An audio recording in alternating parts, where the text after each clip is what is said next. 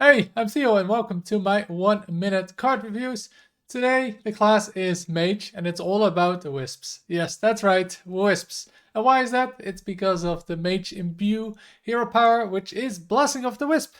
I summoned one Wisp, deal 1 damage and randomly split among all enemies, so both the Wisps and the damage will upgrade based on how many times you've imbued it. So if you imbue this hero power a bunch of times, you get a bunch of these angry looking Wisps, and you get all that damage split among all enemies, and being able to hit potentially the face a lot with this hero power is quite nice, as you can see nowadays with the Kerrigan hero power, or as we saw in the past with cards like Astalor or the Naturist that had the split damage. So now let's go to the first card that has the Imbue mechanic, which is the Spirit Gatherer, a 2 mana 2/1 Battlecry. Get a Wisp, imbue your hero power.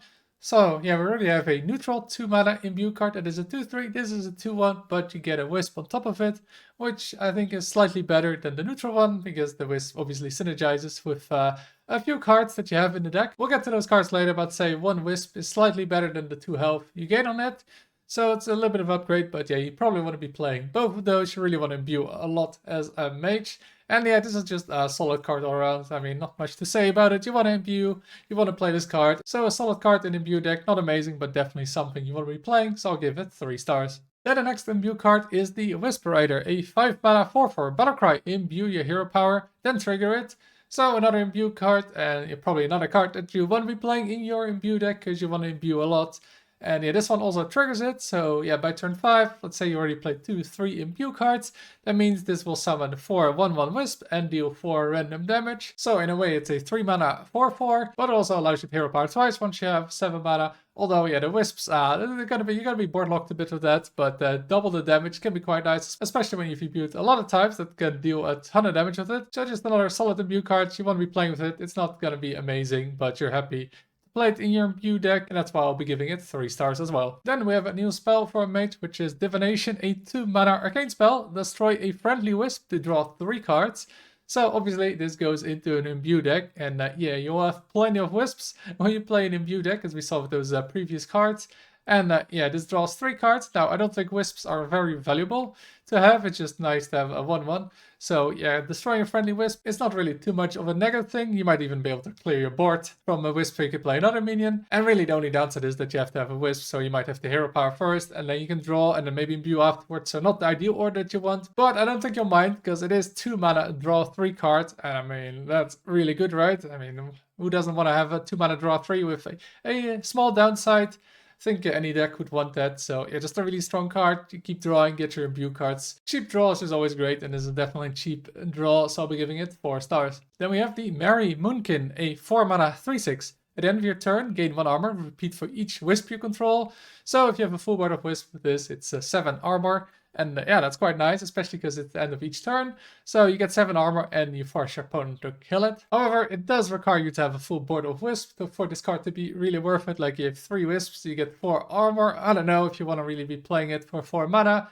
I'd say that's not necessarily great if you do that, but yeah, a full board of Wisp, it's great. Especially in the late game, you can easily do that and then just play a bunch of spells because you're mage. Oh yeah, the downside is here that the card isn't really a turn 4 play. You probably won't have a lot of Wisp early on, and it really only works when you combo with it with the hero powers, so it's only really going to be playable starting turn 6, but I think it's pretty solid then, just a nice armor gain, force your opponent to deal with it, and it just has good stats on top of it, so I'll be giving it 3 stars. Then we have Star Search, a 3 mana arcane spell, deal 1 damage to a minion, improved by each friendly minion that died in this game.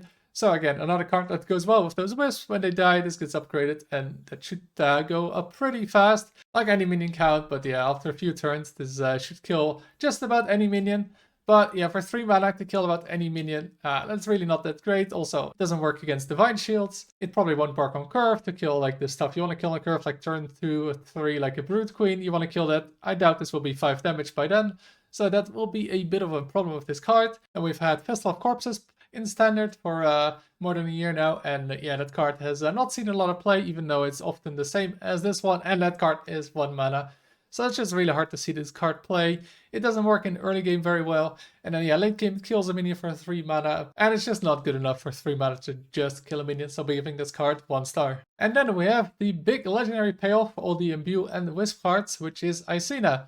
an 8 mana 6/8 undead battlecry. If 20 friendly minions have died this game, deal 20 damage split among all enemies. So this is a lot of damage. It's much better than Standalone, which saw a lot of play before when it dealt 14 damage. And this deals 20, although it has that requirement of 20 friendly minions, but it shouldn't be too difficult if you frequently hero power and get all those wisps. Now, I think in Mage there's not a lot of combo potential with this, but just having 20 split damage is really strong. Now, for a lot of wisps die, also a card like Ceaseless is going to be very easy to bring down to 0, and then combined with this, you just have 20 face damage. And yeah, on top of all the other hero powers you probably used already, that should be a kill.